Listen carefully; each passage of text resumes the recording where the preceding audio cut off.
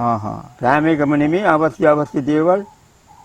ප්‍රථම මුද්‍රණය 1959 වෛද්‍ය ශබ්දකෝෂය සිතියම් සහිත දේශීය වෛද්‍ය ශබ්දකෝෂය කිරියල්ලේ ඥාන විමල ස්වාමින් වහන්සේ නේ.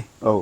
ස්වාමින් වහන්සේ විසින් තමයි මේ වෛද්‍ය ශබ්දකෝෂය ඥාන විමල හිමියෝ. ඥාන විමල.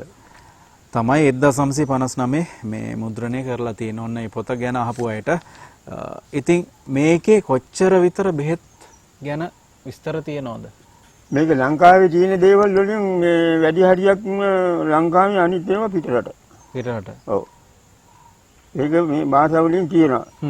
එතකොට දැන් මේ කංශ ගැන කතා කරොත් කංශ ගැන කලින් වීඩියෝ එක දැම්මම ඊට ගොඩක් අය විස්තර අහලා තිබ්බා.